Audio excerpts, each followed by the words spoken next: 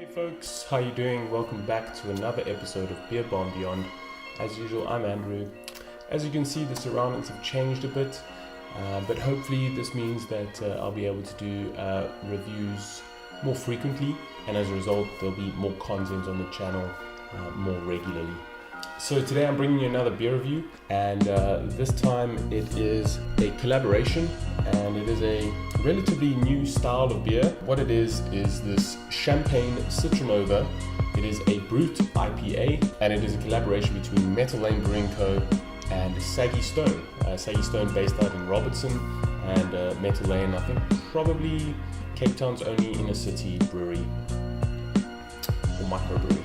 So on the back of the can here it reads, move over mimosa and make way for the next big thing to hit your brunch table. Brut IPA. It's pale, sparkling, refreshing, and bursting with citrus hops. An IPA that's warping the universe for hopheads and creating a very exciting niche for your brunch table. Clearly targeting this at a sort of brunch style beer, I guess, which is good because right now it's not even 12 o'clock yet, so perfect for me. Don't worry, I don't have a problem. It's all for the videos. So ingredients on this, I've got a pretty thin malt bill here, or grist here, just of Pilsner malt and flaked maize. I don't think that flaked maize is going to give you the sort of hazy complexion of a New England IPA that flaked oats give most of them. And then the hop bill is really nice, it's quite exciting. We've got Citra, Cascade, Amarillo, and Southern Passion. I'm not sure in which order they've been added, what's gone in the whirlpool, what's gone in the dry hop editions, but yeah, a nice variety of hops there.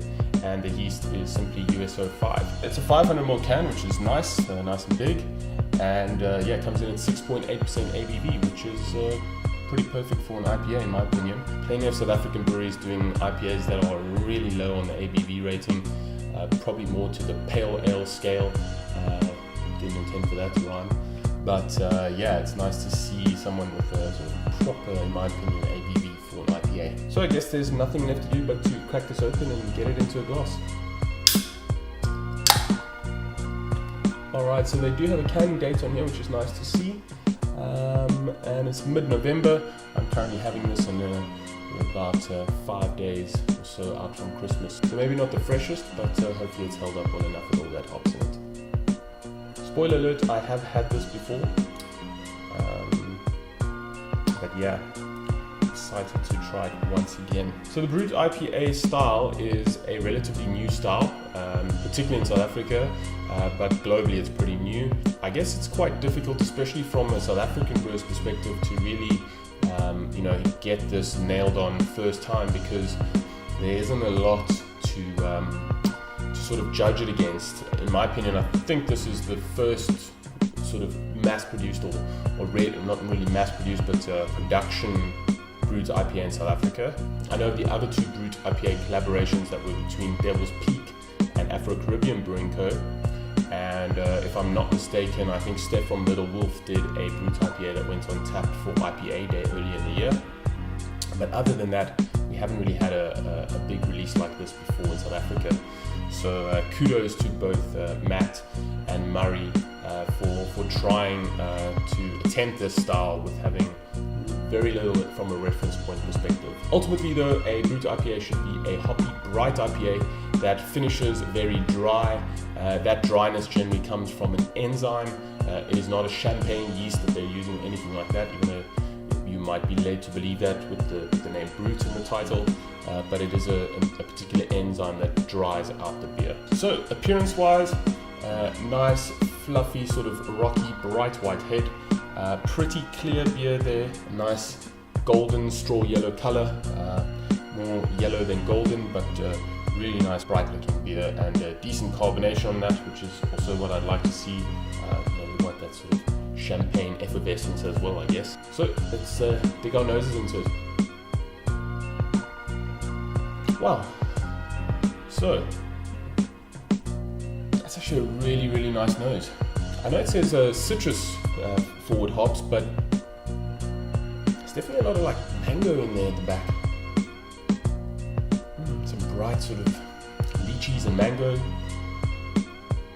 There's obviously some natural citrus notes, some naartjies, some tangerine,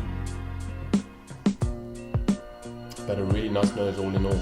Great, so looking the part, smelling absolutely brilliant. Let's dig in. Cheers.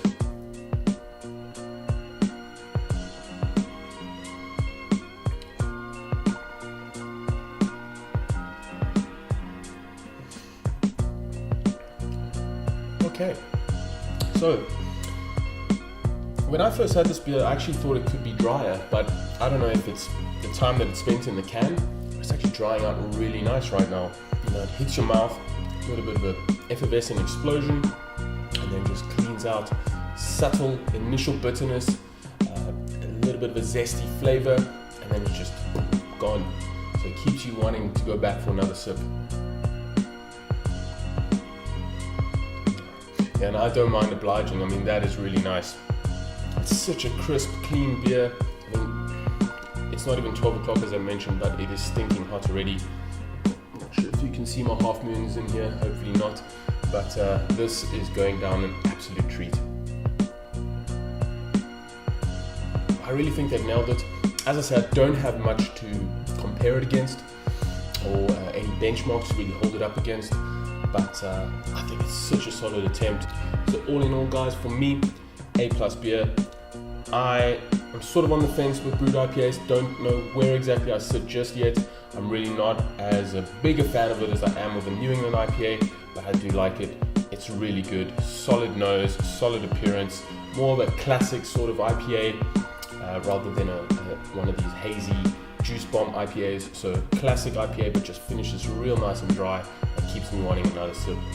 Awesome aromas and lovely appearance, and very, very quaffable. Zero alcohol at 6.8% on the palate, which is really nice because it keeps me going back again. Just a stunning looking beer and a wonderful beer all in all. So kudos to both Metal Lane and Saggy Stone. A wonderful attempt at this relatively new and unknown style. So well done to them. And if you can still find a can or two available at your local, go ahead and pick one up. You won't be disappointed. For me, this gets a decent 4 out of 5 or 8 out of 10. Really nice beer, really solid, perfect for summer, and yeah, keen to have one again. So folks, I hope you enjoyed the video. If you did, leave a comment down below, let me know what you'd like me to review, and until next time, keep drinking good beers, and have a Merry Christmas and a wonderful New Year, and I'll catch you again soon. Cheers.